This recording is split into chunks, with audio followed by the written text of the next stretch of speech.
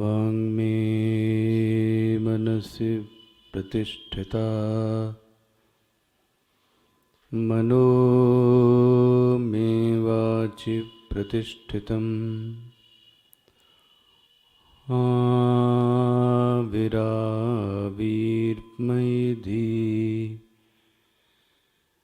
वेदस्यमवार्निस्थः श्रुतं मे मा प्रहासीः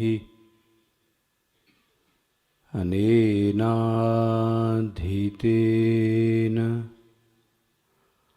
अहोरात्रान् सन्दधामि ऋतं वदिष्यामि सत्यं वदिष्यामि तन्मामवतु तद्वक्तारमवतु अवतु माम् अवतु वक्तारम् अवतु वक्तारम् ॐ शान्तिः शान्तिः शान्तिः।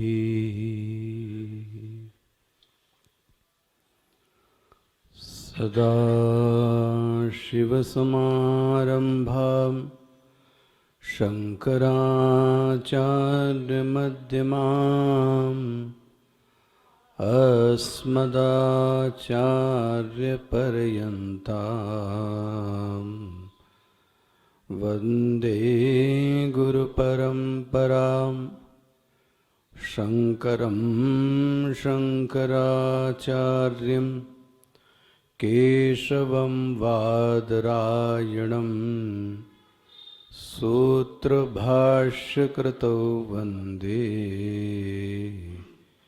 भगवन्तौ पुनः पुनः भगवन्तौ पुनः पुनः भगवन्तौ पुनः पुनः।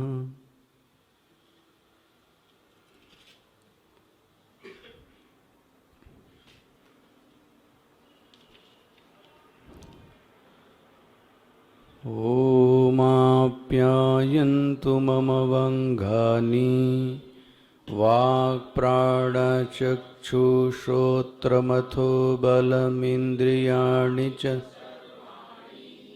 सर्वं ब्रह्मोपनिषदं माहं ब्रह्म निराकुर्यां मा ब्रह्म निराकरोत् अनिराकरणमस्त्वनिराकरणं मे अस्तु तदात्मनि निरतेय उपनिषत्सु धर्माः ते मयि सन्तु ते मयि सन्तु।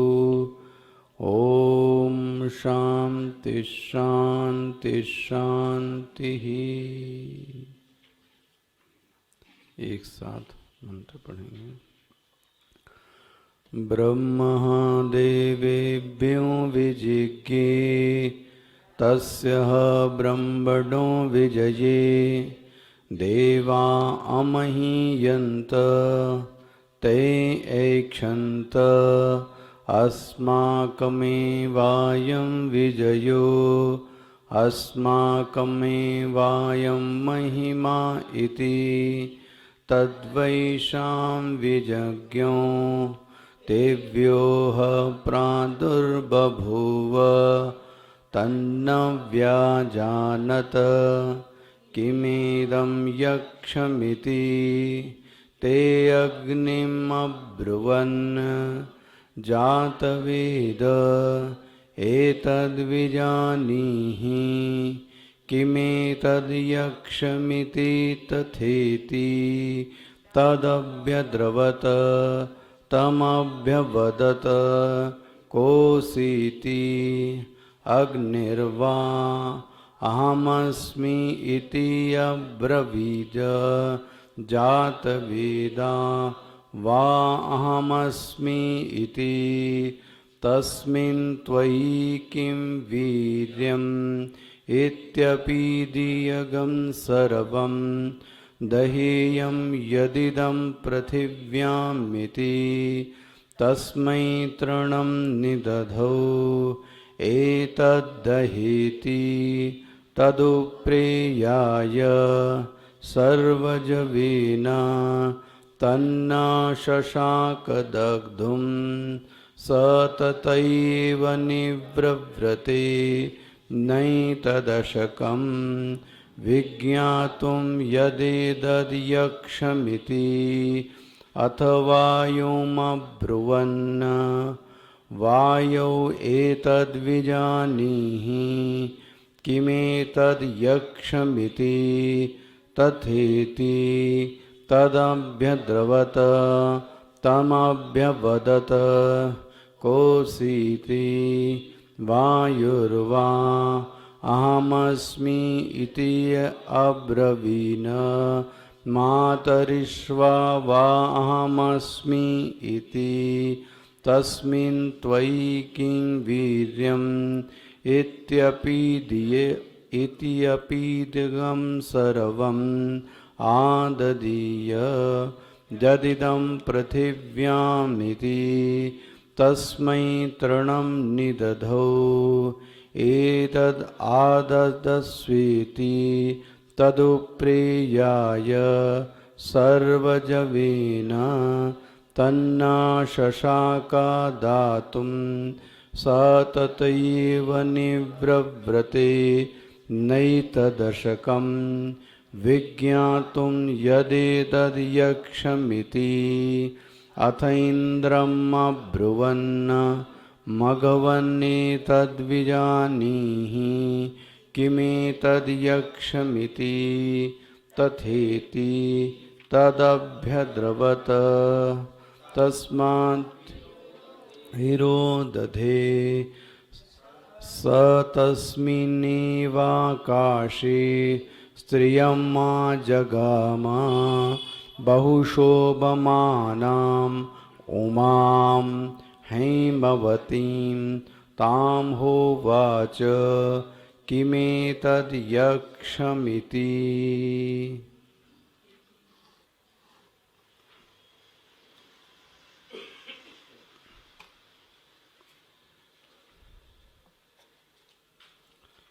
भाष्य देखिएगा पेज नंबर 80 पर।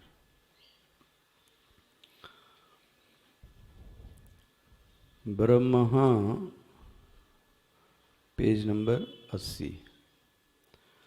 ब्रह्म देवेभ्यो विजिज्ञे अविज्ञातं विजानतां विजानताम् विज्ञातम् अविजानताम् इत्यादि श्रवणात् यद अस्ति तद विज्ञातं प्रमाणैः यन्नास्ति तद अविज्ञातं शशविषाणकल्पम् अत्यन्तम् एव असददृष्टम तथा इदम मिल रहा है पीछे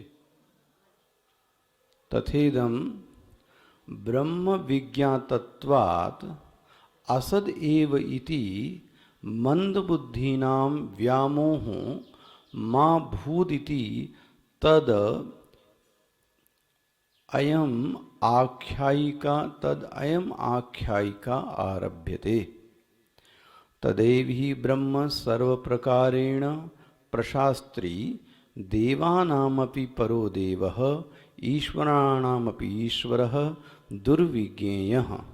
देवानां जय हेतुः असुराणां पराजय हेतुः तत्कथं न अस्ति न अस्ति इति एतस्य अर्थस्य अनुकूलानि ही उत्तराणि वचांसि दृश्यन्ते।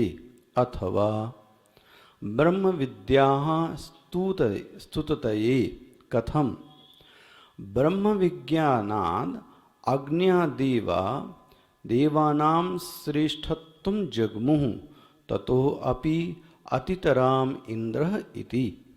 अथवा दुर्विज्ञेयं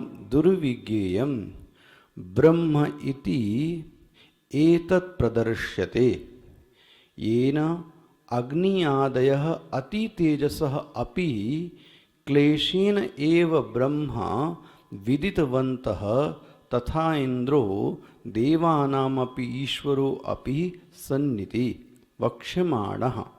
उपनिषद विधि परम वा सर्वं ब्रह्म विद्या व्यतिरेकेण प्राणिनां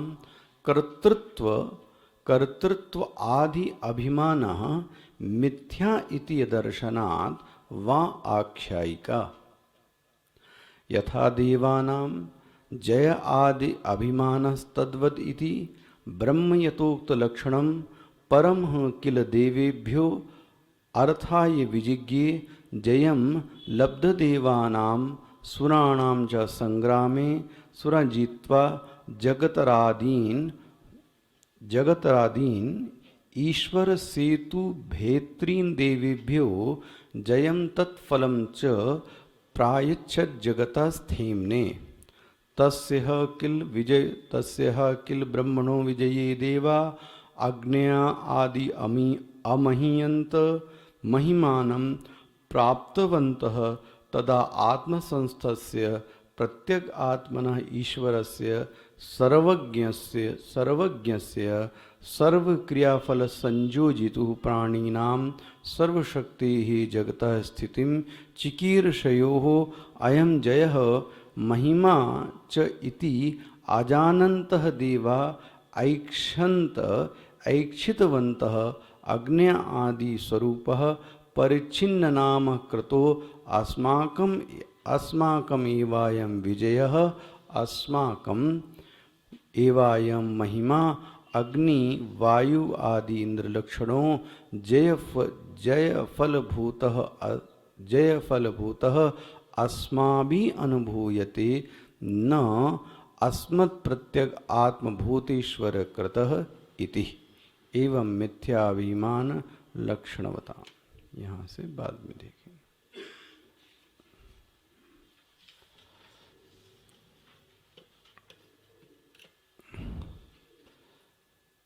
किसी भी साधक के मन में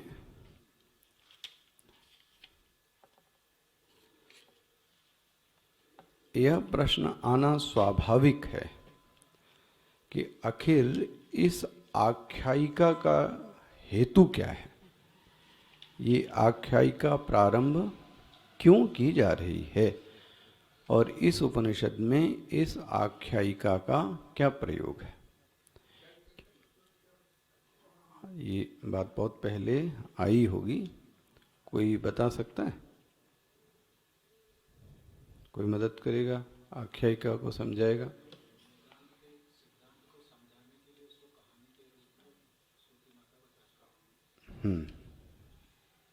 और कोई आप माता जी लोगों में?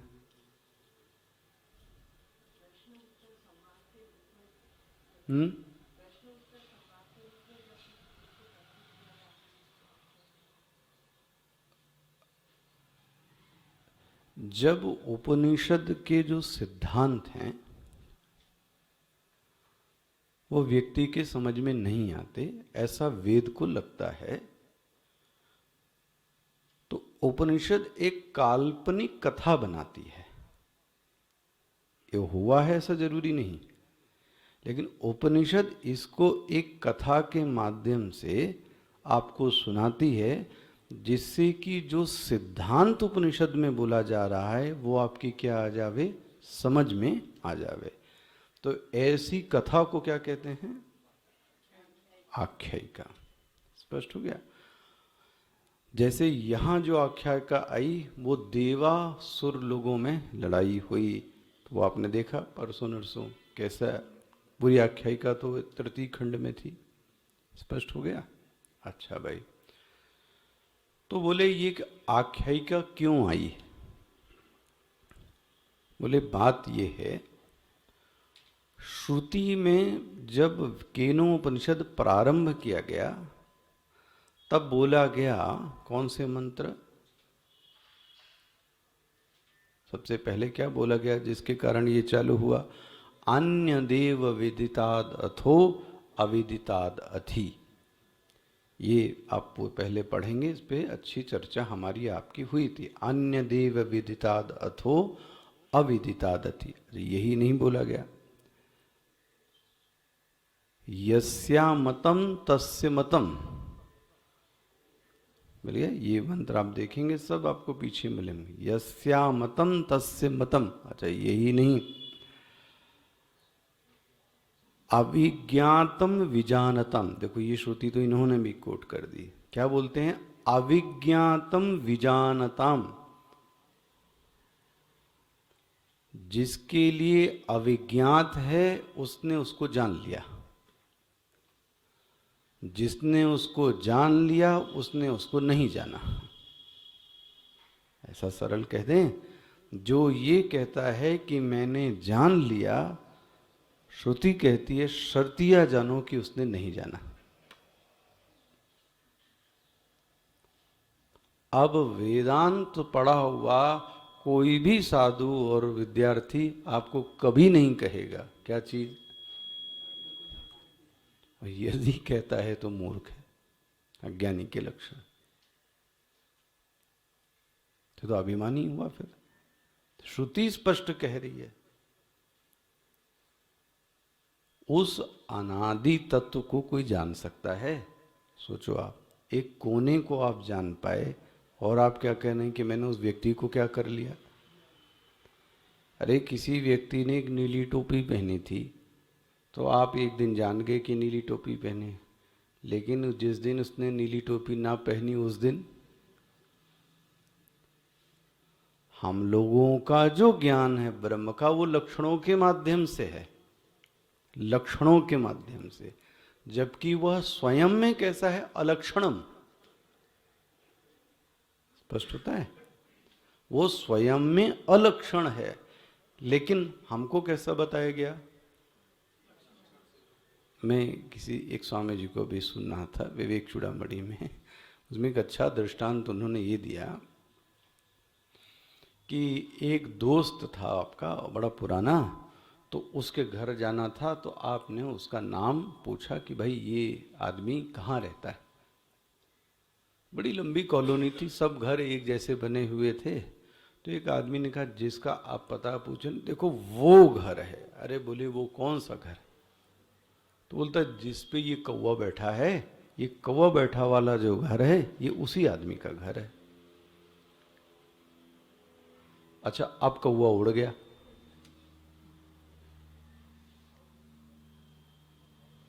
बन गया, कौवा उड़ गया, तो लक्षण ने आपको क्या किया कि वहां तक क्या कर दिया? पहुंचा। कोई सोचे कि मैंने जान लिया तो दूसरे दिन आओगे तो कौवा आपको नहीं मिलेगा, अब कौवा नहीं मिलेगा तो फिर आप जानोगे भी नहीं। हम लोग ऐसे ही जानते हैं, तो ये कोई ज्ञान थोड़ी ना हुआ। तो जिसने ये कह दिया, क्या कह दिया? विज्ञातम, मैंने जान लिया, उसको पक्का जानो कि ब्रह्म ज्ञान नहीं है। वाह, ये यही ब्रह्म ज्ञान की खूबसूरती। इसीलिए क्या कहें, असली ज्ञानी चुप हो जाता है। चुप मतलब क्या बोले आपके सामने? जो बोले वो कम ही होगा। यही बड़प्पन की और बड़े की निशानी है कि व्यक्ति चुप हो जाता है। एक चुप हो जाने का कारण अज्ञान भी है, ठीक है। एक कुछ आता ही जाता नहीं है तो चुप बैठे हैं। लेकिन एक व्यक्ति है जो आते हुए भी चुप है। अच्छा, आप करो एक चीज, आपको कोई चीज आती हो और आपके सामने बताई जा रही हो और आप शांति से सुन लो उसको, तो हमारा जो अंतःकरण है ना, वो ऐसी खलल पैदा करता है अंदर, ये क्या बात कर रहे हैं, हमको ही तो ये सब पता है। उसी समय जान लेना तुम अज्ञानी हो, तुम अज्ञानी हो। ये कौन कह रहा है? ये उपनिषद कहता है। जिसने ये कह दिया अविज्ञातम, बोले विजानताम, और जिसने बोला विज्ञातम, बोले अविजानताम, उसने नहीं जाना। बोले ऐसी कुछ श्रुतियां आईं और साधक ने पढ़ी, और साधक का दिमाग क्या हो गया? घूम गया, घूमे गई, सामान्य बात। तो वो कहता है, देखो, इत्यादि श्रवणात्, देखो फिर से भाष्य पढ़ो तो एक एक शब्द और भी खुलता है। इत्यादि श्रवणात्, मुझे तो इसमें एक और सूत्र मिला, एक चीज और बड़ी स्पष्ट हुई। उपनिषद बिना श्रवण किए हुए कतई नहीं आ सकता।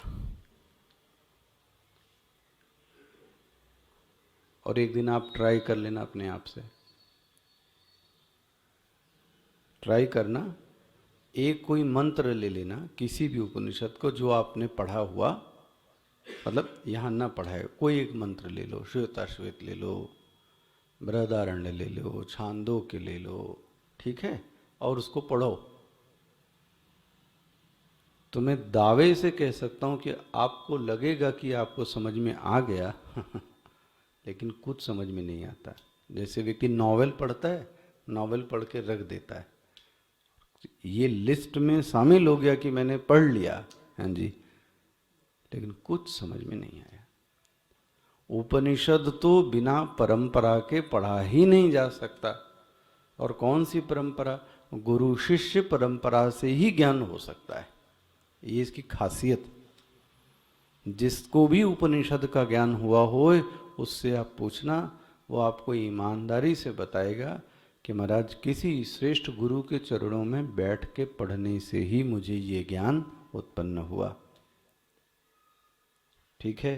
तो इत्यादि श्रवणात्, उस अधिकारी ने ये ज्ञान सुना तो उसने क्या सोचा, भाई जो चीज होती है वो चीज जानी जाती है, और जो चीज नहीं होती वो नहीं जानी जाती। सरल सी तो बात है। क्या बोलता है? तद विज्ञातम प्रमाणैहि, जो चीज होती है उसको प्रमाणों के जरिए से जाना जाता है। यन्नास्ति, जो नहीं है, यन्नास्ति तद अविज्ञातम, जो चीज नहीं है उसको नहीं जाना जा सकता। इसमें कौन सी बड़ी बात आप कह रहे हो? ध्यान रखो, उसने क्या कहा?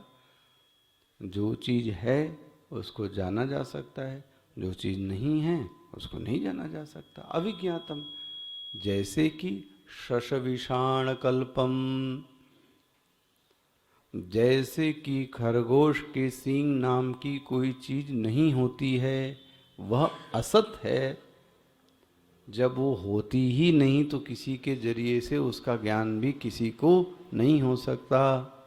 ये पंक्ति स्पष्ट हो गई है। दो पंक्ति, तद विज्ञातम शश विषाण कल्पम अत्यंतम एव असद दृष्टम तथा इदम। अब आगे अपने, इसी तरह से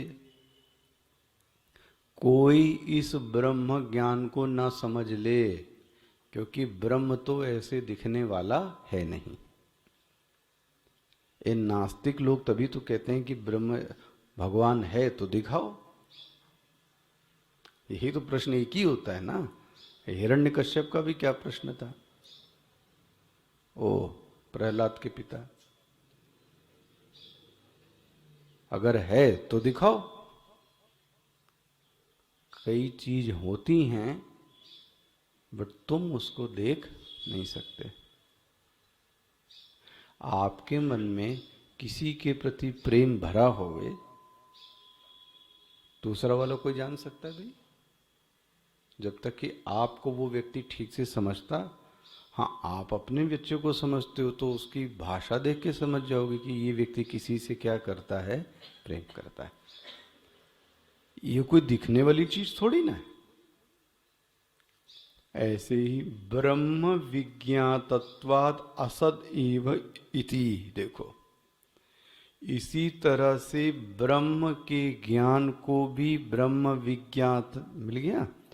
असद एव इति, कोई ब्रह्म ज्ञान को भी शश विषाण की तरह से असद न मान ले। कौन है ये?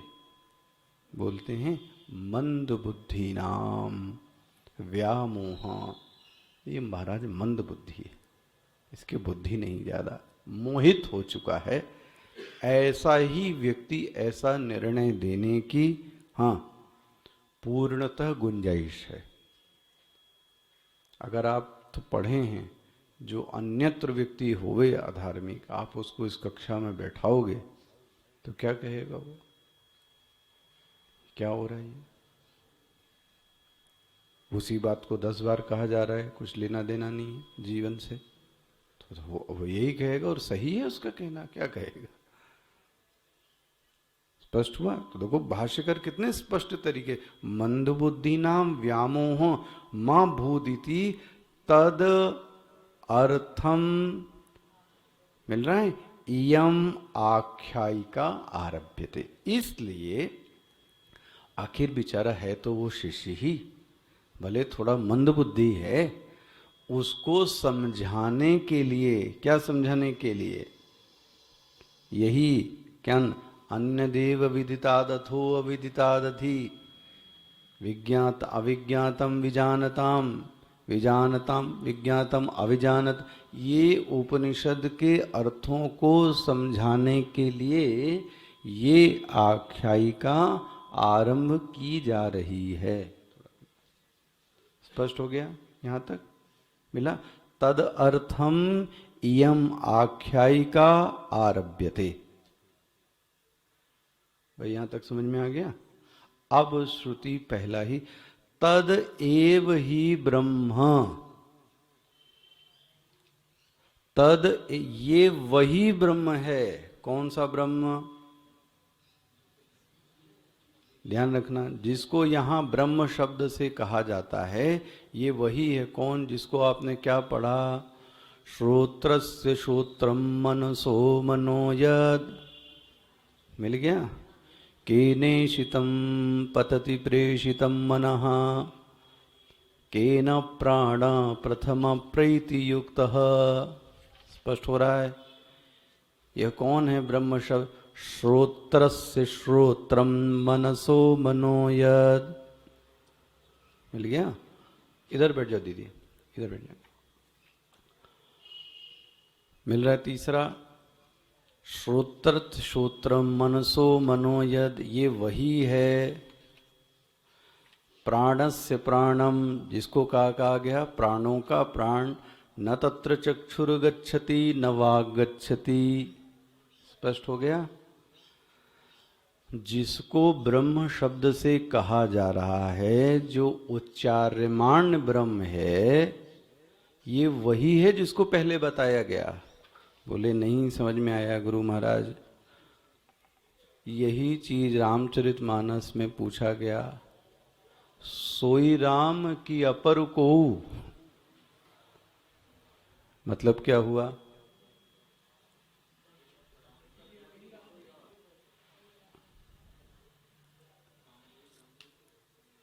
हाँ देखो, एक मनोविज्ञान का ये चीज है,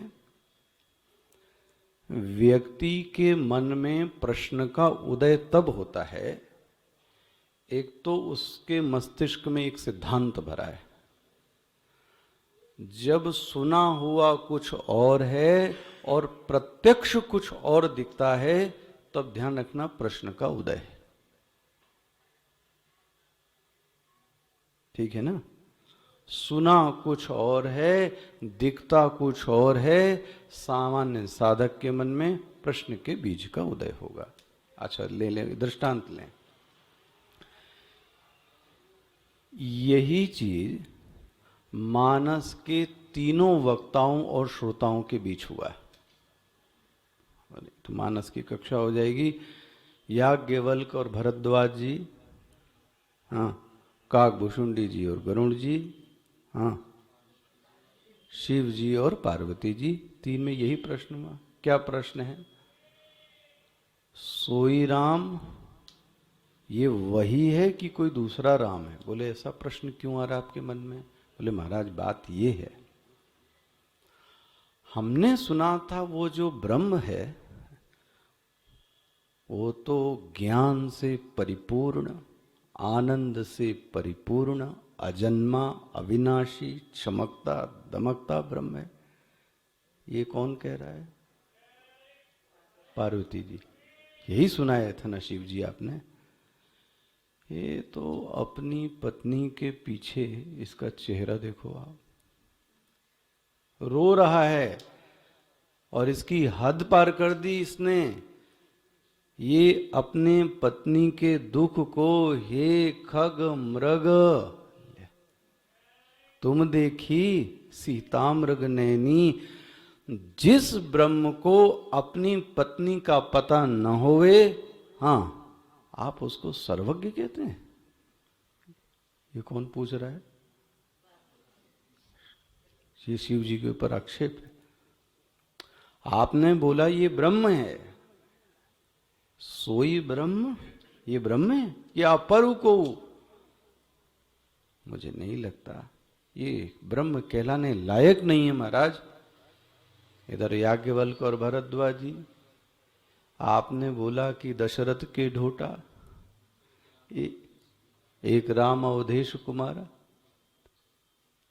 तिनकर चरित विदित इस तो, लेकिन ये क्या दिख रहा है?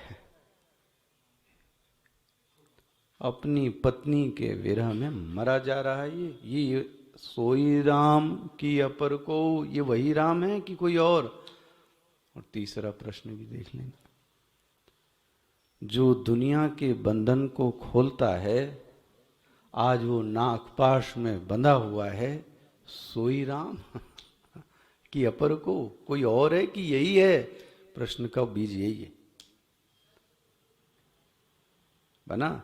ऐसे ही उपनिषद का विद्यार्थी जब श्रवण में कुछ और करता है, जगत मिथ्या जगत मिथ्या जगत मिथ्या, और जब व्यवहार जगत में जाता है, हो कहां से मिथ्या लग सकता है वो चीजें?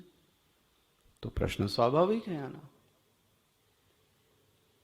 वाह, इसलिए बोलते हैं तद एव ही ब्रह्म, ये वही ब्रह्म है। कौन सा ब्रह्म? जिसको कि उपनिषद और श्रुतियों में ब्रह्म कहा गया, लेकिन सावधानी से तुमको समझाने के लिए, अब एकदम बुद्धि लगाना, अनुमान प्रमाण से तुमको यह दिखाया गया। क्या दिखाया गया? कल क्या हेतु दिया? जगत नियत प्रवृत्ति है। जगत एक नियत प्रवृत्ति से चल रहा है या नहीं, ये बताओ तुम। ईश्वर तो छोड़ो तुम।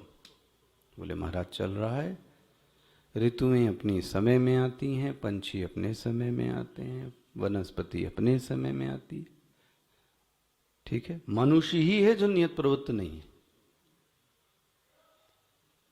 मनुष्य है जिसका पालन न करे, लेकिन जगत तो, अच्छा भाई, यदि कोई नियम है तो कोई नियामक होना चाहिए कि नहीं?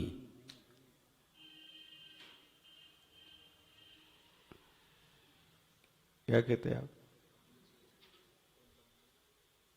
भले ही वह नियामक इंद्रिय प्रत्यक्ष न होवे। कल मैंने आपसे कहा आश्रम अच्छी विधि से चल रहा है तो आपको समझ में आ जाता है कि कोई अंदर स्वामी गुरु बैठा हुआ है, तभी आश्रम ठीक ढंग से।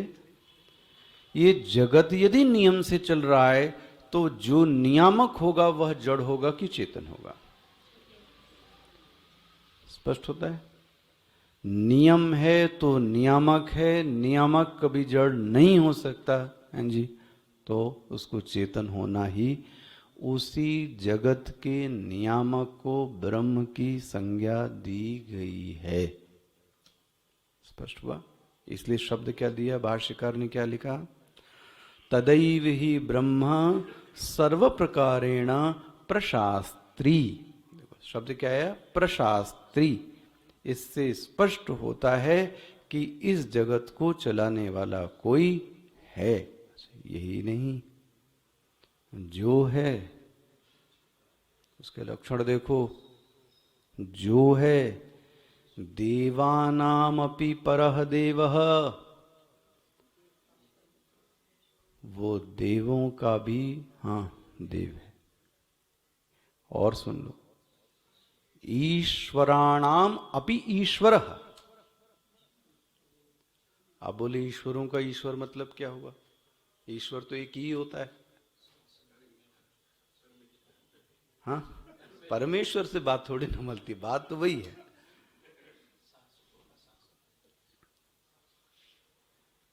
जिसमें शासन करने की सामर्थ्य हो उसको ईश्वर शब्द कहा गया। ईशन करना ना, ये ईशावास्य पढ़ा आपने, ईशावास्यम इदगम सर्वम यत्किंच जगत्याम जगत। अरे जो भाई घर का जो मुखिया है वो भी क्या है? वो ईश्वर है घर के लिए। जो घर का बुजुर्ग है वो क्या है? घर का ईश्वर है। छोटा ईश्वर है भाई, घर का है। देश का ईश्वर अलग है, तो उसको भी ईश्वर शब्द से कहा जा सकता है। तो यहां भाष्यकार क्या कहते हैं शंकराचार्य जी? ईश्वराणाम अपि ईश्वरः। अब देखो इसके पीछे भी तर्क आपको देते हैं, जो स्वामी जी ने बड़ी सुंदर इस पर बात कही। हुआ ये कि जो हमारा वास्तविक शब्द था वो ब्रह्म था। वास्तविक शब्द ब्रह्म था, लेकिन समय के काल चक्र के कारण और हमारी मंदबुद्धि के कारण जो ब्रह्म शब्द था वो नैपथ्य में चला गया।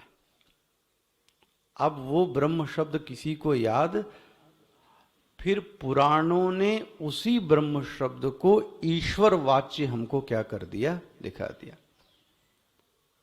लेकिन आखिर पुराण भी जो हैं वो आए किससे हैं? उसके सिद्धांत आप अब देख ही रहे हैं। शिव पुराण एक एक सिद्धांत उपनिषद का ही आया हुआ है। उपजृंभण मात्र है, ऐसा आपने सुना ना? तो अब ये हुआ क्यों? अच्छा, समय के कारण हम लोग मंद बुद्धि होते गए। मंद बुद्धि कहने में क्या दूर है। तो अभी भी आप देखो कितने लोग उपनिषद पढ़ना और पढ़ाना पसंद करेंगे। देख लो आप, ना उपनिषद पढ़ना पसंद करेगा कोई, ना कोई उपनिषद पढ़ाना भी पसंद। क्यों? ये विद्या ही धीरे से क्या हो गई, लुप्त हो गई। तो जो इसकी शब्दावली है वह सब भी क्या हो गई धीरे से। लेकिन गली गली में आपको भागवत आपको मिल जाएगी। वो भी तात्विक भागवत नहीं, सत्यम परम धीमहि नहीं। सत्यम परम धीमहि की व्याख्या थोड़ी ना, वो तो लीला प्रधान। तो धीरे धीरे जो हमारा वैदिक शब्द था वो कहां चला गया, नैपथ्य में चला गया। इसको अच्छी तरीके से स्वामी जी ने एक बड़े अच्छे दृष्टांत से समझाया। ये बताएं कि जो योग है वो बाबा रामदेव का नहीं है। योग आपकी बहुत पुरानी विद्या है, लेकिन वह इस कुछ समय पूर्व वो भी कहां चली गई थी, नैपथ्य में। और उसका क्रेडिट इनको दिया जाता है कि जो विद्या पहले से थी उस विद्या को कुछ अंश के मामले में हाँ आज दुनिया के सामने उन्होंने लाके रखा। Credit goes to Ramdev ji. लेकिन ध्यान रखना, योग हाथ पैर हिलाने का नाम नहीं।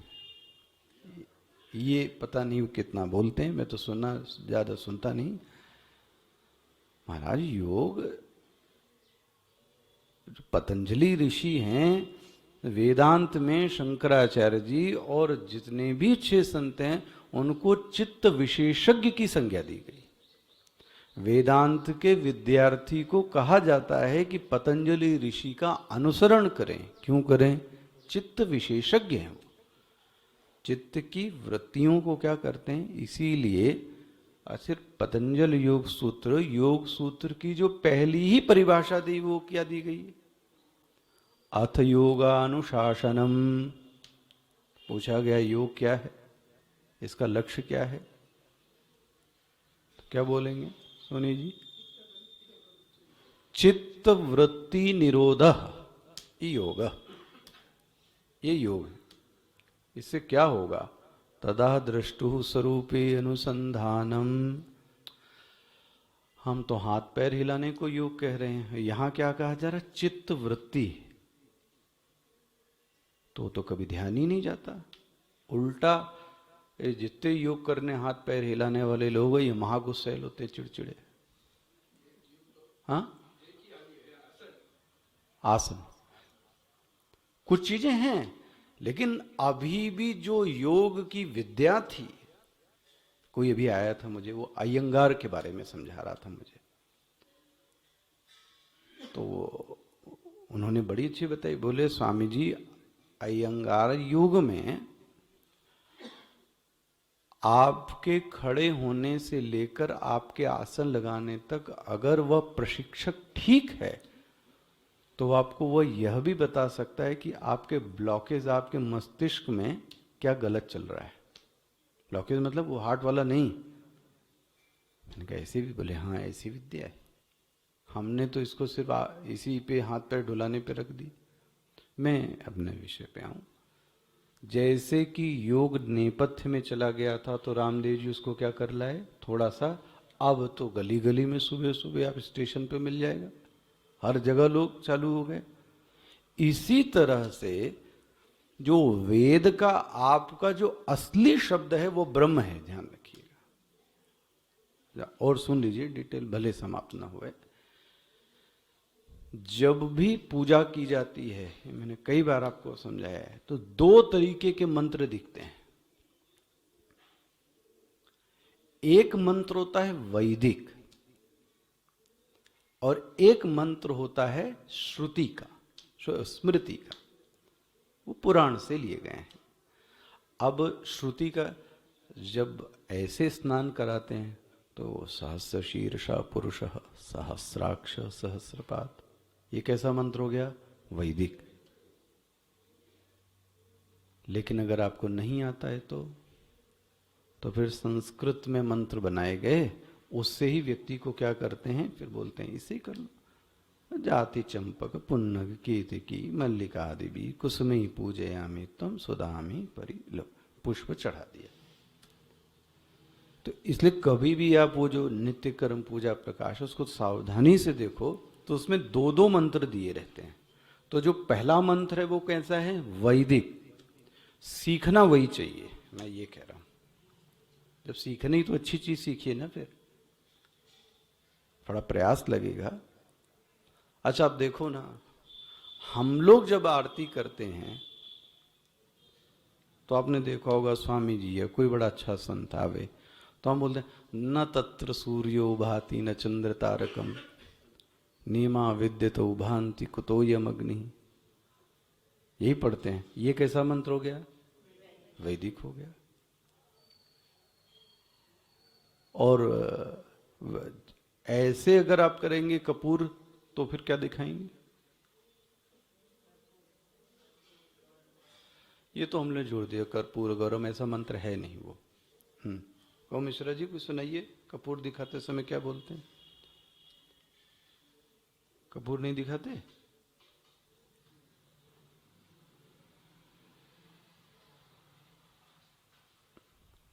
क्यों आप भी शालिग्राम को नहीं दिखाती? आए? पढ़ना, खैर अब कितनी ये सब चीजें उपनिषद में समझाएंगे। भोग के लिए अच्छा। अब ये कैसा मंत्र है? पौराणिक। और वैदिक मंत्र क्या है? नाव्या आसीदंतरिक्षगम शिष्णु देव समवर्तत पदव्याम भूमिर्दिशा श्रोत्रात्। ये वैदिक। मैं ये कहना चाह रहा हूं, दो चीजों की चीजें आती हैं, उसको देखना ध्यान से जब पूजा भी करना। तो ऐसे ही अपने विषय पे आ जाओ।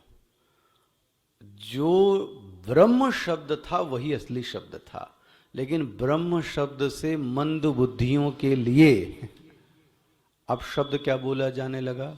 ईश्वर। तो क्या बोलते हैं भगवान भाष्यकार? फिर से देखिए तीसरी पंक्ति, तदैव ही ब्रह्मा सर्व प्रकारेण प्रशास्त्री देवानामपि परः देवः ईश्वराणामपि ईश्वरः। अच्छा, दुर्विज्ञेय। वाह महाराज, ये उपनिषद पढ़ना भी, उपनिषद समझना भी आसान है। दुर्विज्ञेय। अच्छा, और देखो ये आख्यायिका क्यों आई? ये आख्यायिका क्यों आई? देवानाम जय हेतु। वाह, बहुत बड़ी चीज है महाराज। जब भी हमारे अंदर दैवी वृत्ति होगी, वो देव नहीं, वो इंद्र वरुण छोड़ दो आप, यदि दैवी वृत्ति होगी तो ध्यान रखिए आपकी सदैव जीत होएगी, और हारते हुए भी वो आपकी जीत कराने के लिए आएगा, यदि हम नैतिक मूल्यों पर स्थित हैं तो। इसके लिए शब्द क्या लिखा? देवानाम जय हेतु। देवानाम मतलब एक तो वो देवता, दूसरा दैवी वृत्ति। देवानाम जय हेतु, दूसरा असुराणाम पराजय। वाह, कभी न कभी तो असुर, आप तो क्या बयान देख ही रहे हो, ऐसा कोई शत्रु नहीं हुआ जिसको भगवान ने समाप्त। अभी तक तो वो जलंधर चल रहा था, अब एक और उसका बड़ा भाई ये दुष्ट आ गया, शंखचूड़। इतनी शिवजी ने कभी सेना ही नहीं ली जितनी कल शिवजी सेना लेके गए। शंखचूड़ को मारने में हम लोग उसको चिरकुट ऐसा छोटा मोटा शत्रु समझ रहे थे, क्या बड़ा शत्रु निकला कि पार्वती जी को भी लेना पड़ा साथ में शंखचूड़ को मारने के लिए। तो वो अलग जीव निकाल के चल रही हैं, अरबों योद्धा चल रहे हैं, विष्णु जी तो अलग चल रहे हैं सब, किसको? एक को मारने के लिए। कौन है वो?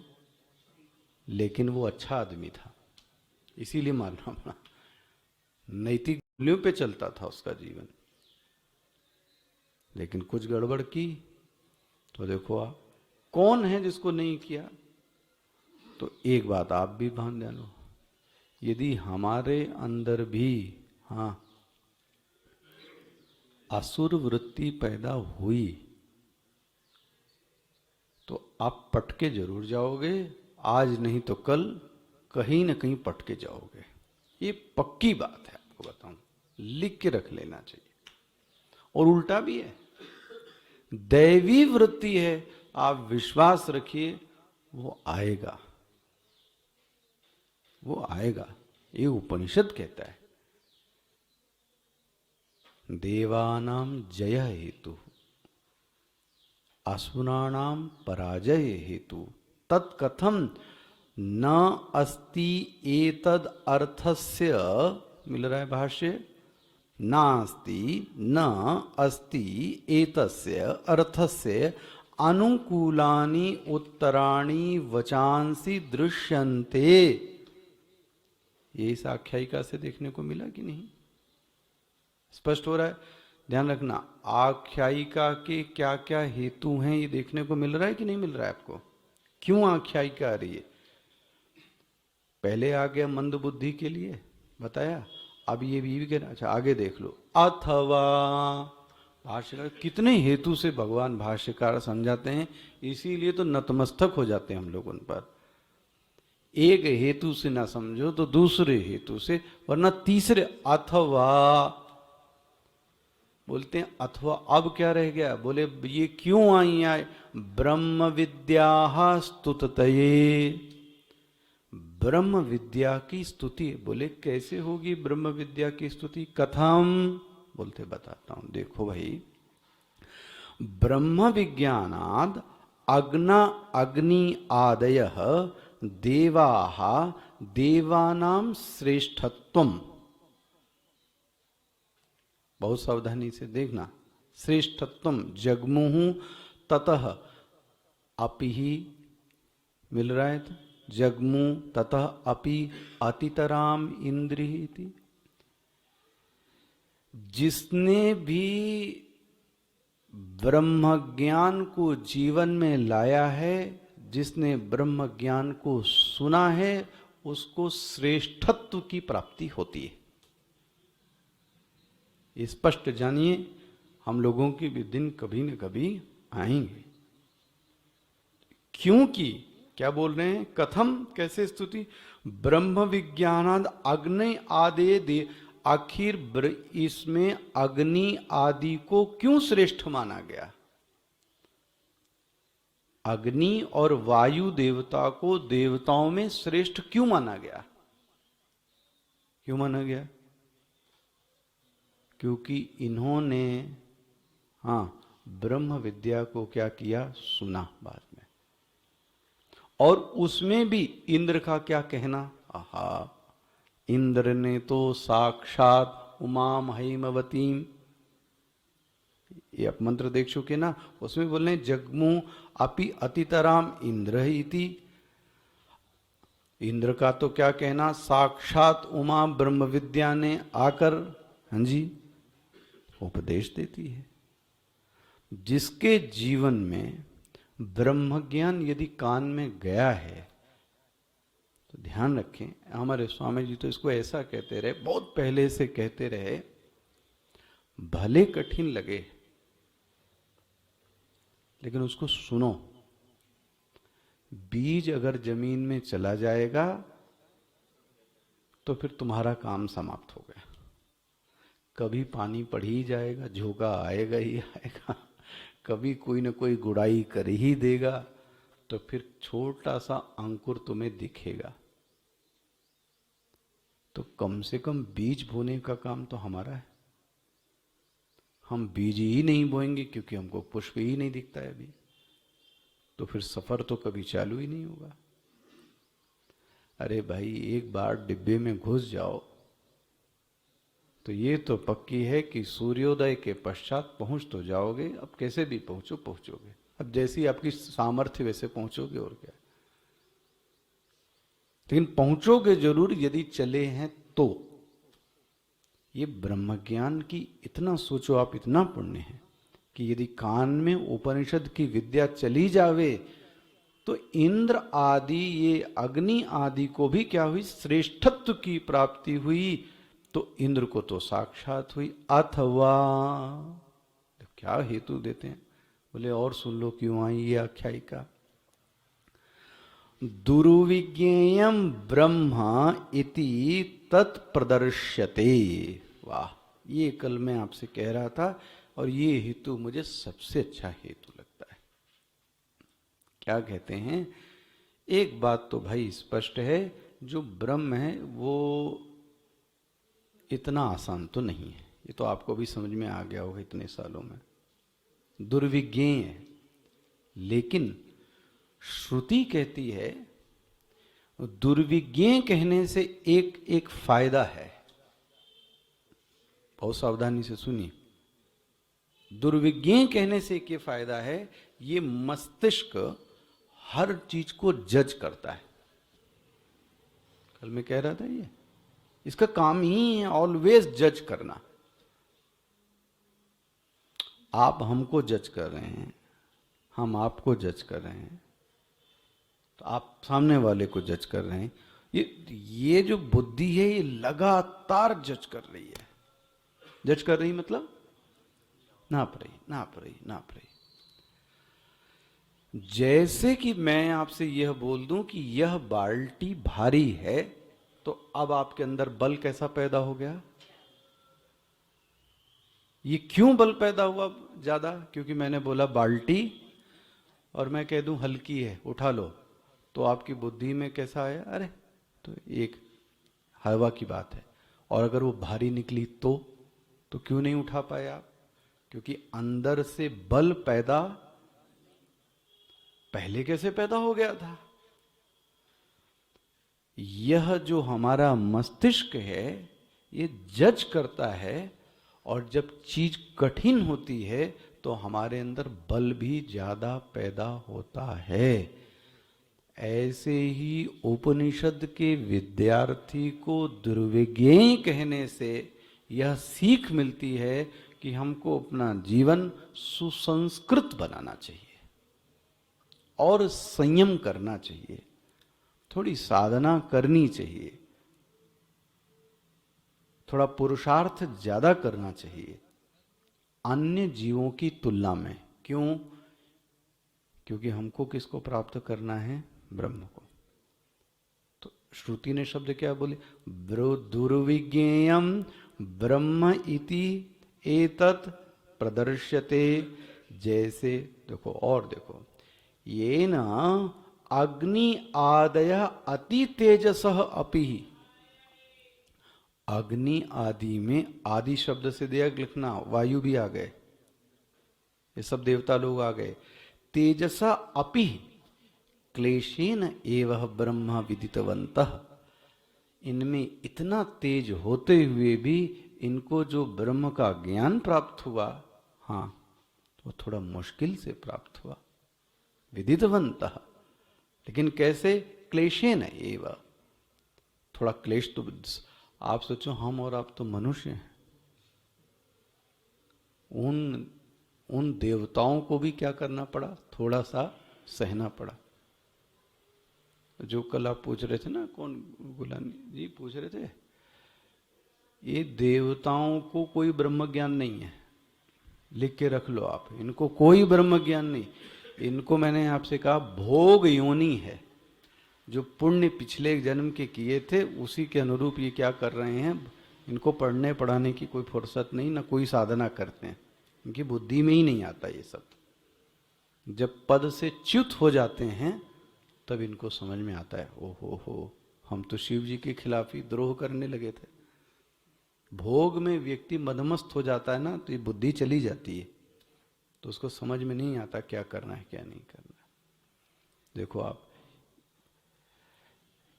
ये न अग्नि आदि, और भाष्यकार मानते हैं ये तो बहुत तेज है, इनमें तो क्या कितनी प्रगल्भता है, सोचो आप।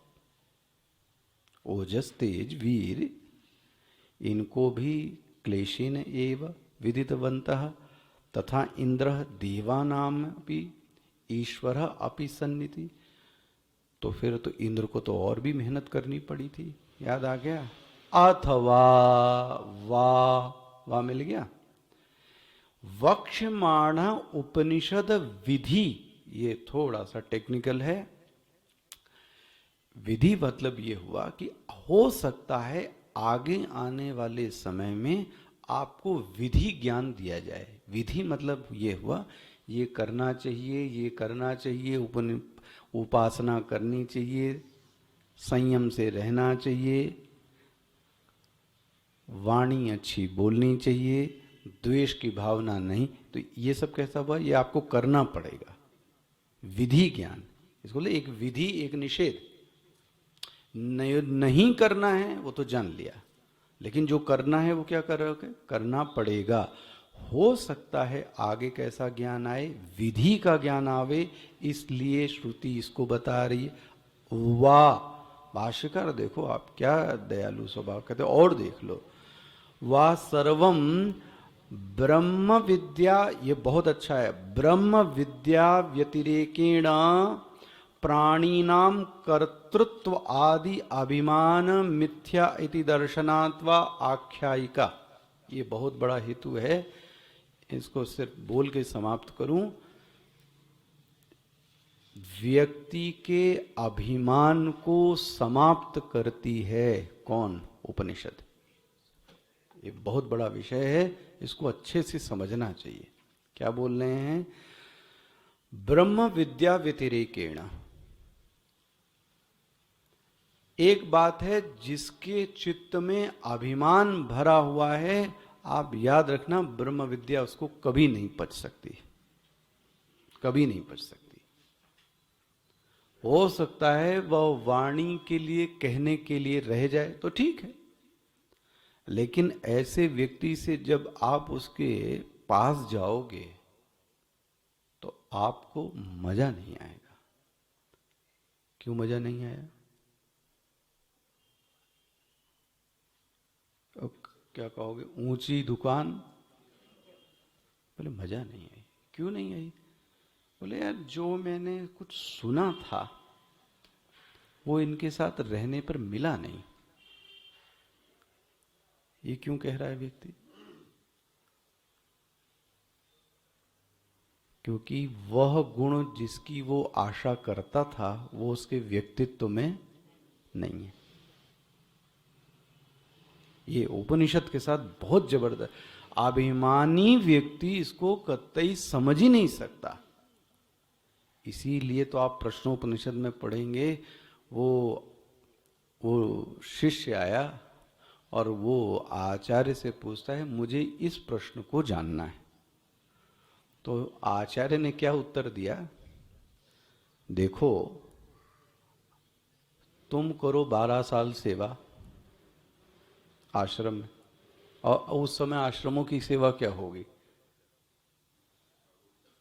झाड़ू करो, पोछा करो, थोड़ा देखो वो करते हैं, पानी भी देते हो आप पानी। हो सकता है गुरु महाराज को खाना भी खिलाओ, खिचड़ी खिलाओ, हो सकता है हमारे अतिथि आए तो उनका बर्तन भी मांजो। क्यों नहीं करेगा आदमी? जो गुरु महाराज से संबंधित है सब काम करे। ऐसे बोले बार। उसके बाद बड़ी अच्छी पंक्ति है, उसके बाद बोले अगर आएगा तो दे दूंगा उत्तर और नहीं आएगा तो नहीं दूंगा। आप क्या करते हम और आप होते? बोले प्रणाम है आपको, 12 साल बाद पता उत्तर मिले न मिले दूसरी दुकान और देखते हैं भैया। लेकिन वो लोग ठहर गए, वो लोग ठहर गए। तो उस जब आप उपनिषद पढ़ने आएंगे तो उसमें भाष्य में ही आए आखिर 12 साल तक क्यों प्रतीक्षा कराई? ये उत्तर पहले ही क्यों नहीं दे दिया? उस उत्तर को पचाने के लिए, पचाना मतलब सुनना नहीं, उस उत्तर को आत्मसात करने में व्यक्तित्व भी तो वैसा होना चाहिए। व्यक्तित्व भी तो वैसा होना चाहिए। वो व्यक्तित्व उजड़ा सा दिख रहा है तो कहां से आप इसको ब्रह्म विद्या दोगे? इसलिए गुरु ने क्या किया? अब ये बातें अब बहुत देर बाद समझ में आई हमें भी। आखिर सन्यास को हमारे यहां भी और रामकृष्ण मिशन में भी 15-20 साल से पहले नहीं दिया जाता है, नियम है। अब ये लाल कपड़ा जो पहना दे वो एक अलग बात है कि तुम आओ आज ही पहना दे। 12-15 साल तक वो गुरु कंटिन्यूअस वॉच करता है उस पर, तब जाके कहीं वो थोड़ा सा उसको आगे बढ़ाता है। क्यों? इस योग्य पहले ये तैयार, और ऐसा मानते हैं कि 12 साल तक में व्यक्ति तैयार होने, सब कई तो 20 साल भी लग सकता हो, तो आपकी योग्यता पर है। तो इसलिए कल इसकी बात करेंगे। ये भाष्यकार ने जो आखिरी पंक्ति बोली, ब्रह्म विद्या व्यतिरेकेण, जो ये शब्द बोला, ये क्यों बोला, इसका क्या अभिप्राय? ठीक है, आप तो चली जाओ माँ, डॉक्टर माँ, हम लोग करते हैं। कौन सा अध्याय है? 5वां अध्याय। ओम श्री परमात्मने नमः। अथ पंचमोऽध्यायः।